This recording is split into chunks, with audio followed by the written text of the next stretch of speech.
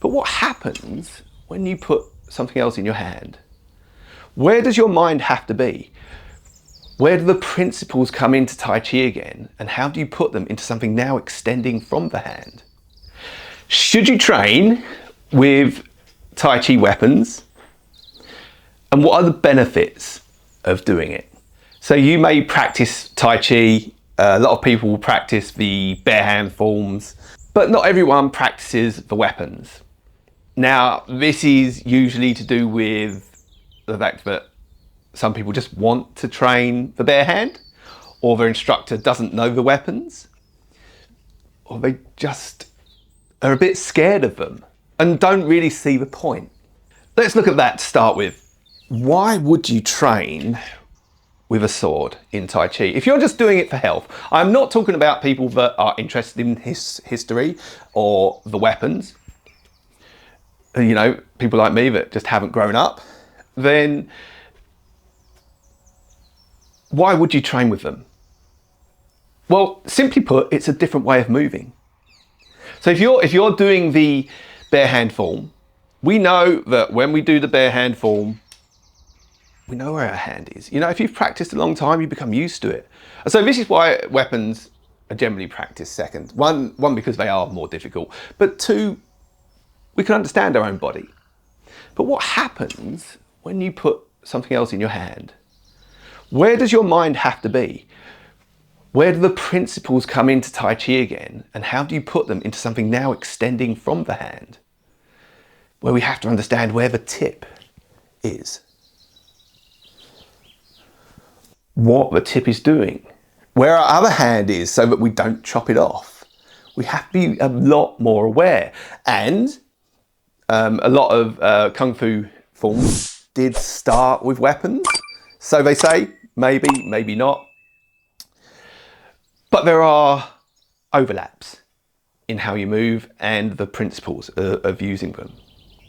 So if you imagine if for the Jian, you need to be very aware of the tip. You need to put your awareness into the tip to know where it is, but it also needs to be in the hand and in the body and in the other hand. It gives you a lot more to think about. It does increase the difficulty. So if you've become good at the barehand and you want a little bit more of a challenge, then you can take on one of the weapons. We're going to look at the Dao and the Jian, the sabre and the sword. And we're going to see, you know, the differences between them and the differences of movement. But it will add a level of difficulty. It will move you on in your Tai Chi. You will become better. You won't stay still.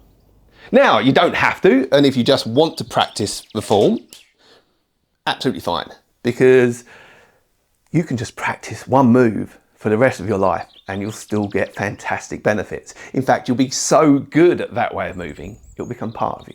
Okay, so the first one we're going to look at is the Dao of a knife. So the Dao is a single-edged cutting weapon. It's got a blunt back. Now, this is an oxtail Dao. You can get different types of Dao. This one has a broader end. So this was used for cutting unarmored people generally. Now, so we notice that it's curved, and that's because this was designed for cutting. Yeah, it was generally heavier than the sword, the Jian, and seen as a bit more brutal and easier to use. You didn't need as much skill with it. So it had more weight at the end for better chops. Not so much thrusting, although it can thrust. Now, when we're using these weapons, as I say, it is easier, but it's still difficult. We need to know where our hands are. We need the same thing. We need to know where the tip is and understand our tip control. We need to understand where our hands are, holding it, how that feels. We need to know where the other hand is so that we don't end up chopping it off. So you'll see moves within the forms where we move the hand, we wrap and we hit. We will use the back of the blade to press because we can get into close range with these. We'll see lots of chopping motions. You notice my hand is always going where, so that I don't cut it off. It attaches to the arm and only comes out when it's safe to bring the hand out. And so we would still be moving from the waist because this is heavy, so we need the waist to get our power. But it's also from the shoulder, which is different to the sword because we're bigger chops.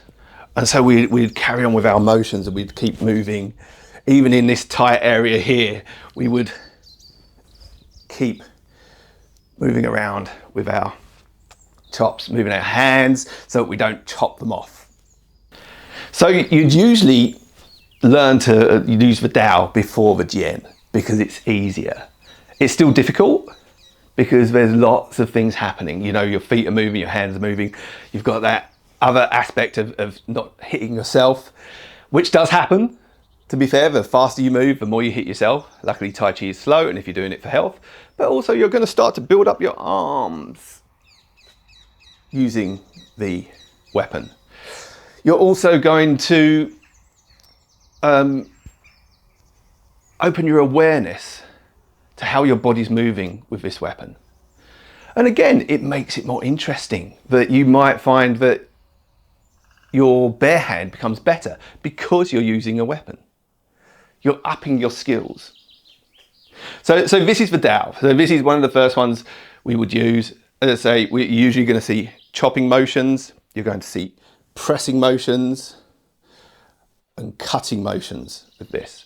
From the shoulders and from the waist. So the next one we're looking at is the Jian. So the Jian just means sword. So this is a straight double edge. So we've got two cutting edges. And this was seen as the gentleman's weapon. This was seen as a more nimble weapon. So this wasn't used on the battlefield. This got stopped using on the battlefield where the Dao took over. And it's probably because it is harder to use. It's harder to make it work. And so this became more of a civilian weapon or a general's weapon, something that we carried as a sidearm. Now this takes a lot longer to learn because there's a lot more skills involved. So as I said, it's more nimble. The balance point is closer to the guard. So that now we really have to understand what the tip is doing at any point so we can move it around. And so this was a cut and thrust weapon. We can hit with the back edge, we can hit with the front edge. And we can thrust with the tip.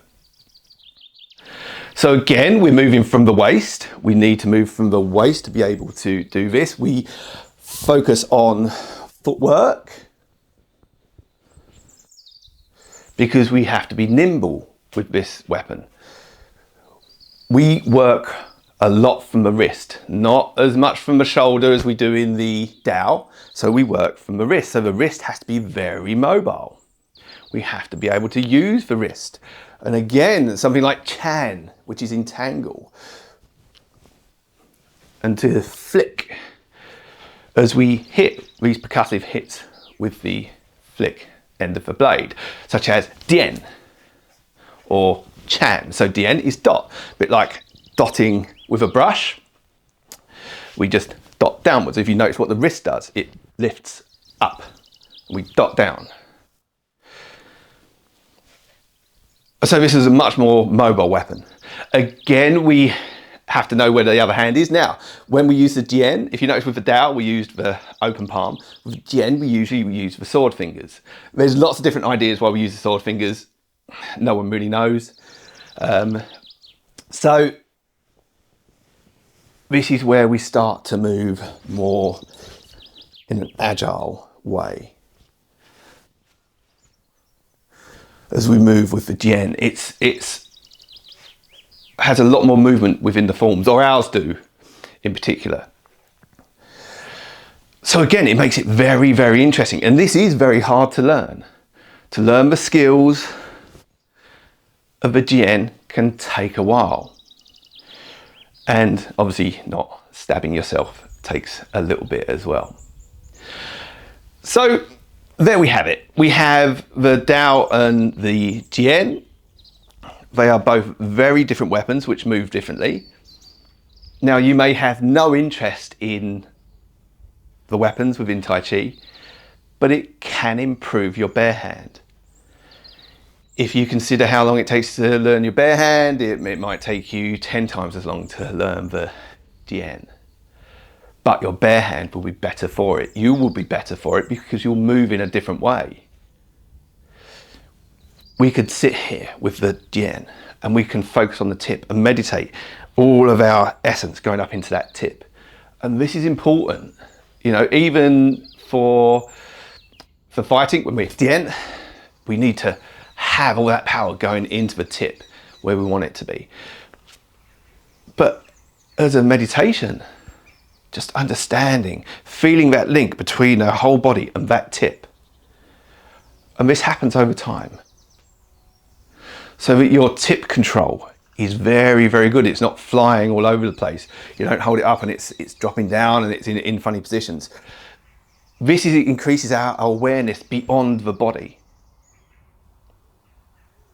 Just to get your shapes right. And with the Jian, you may have moves where you're having to lift and hold. It's not easy, but it increases how you move. So there you go. There are the two basic swords we get with Tai Chi. There are the weapons in Tai Chi, but I wanted to look at the swords. So if you've ever thought about doing the weapons, or you're not really that interested, give them a go. If you get the chance, give them a go, because they teach you a lot more about yourself, a lot more about moving, but it's also historical. You know, the history, people were really using these weapons to fight with. And so it teaches ourselves a lot about humanity and how we've evolved. And now that we can use it as a form of exercise.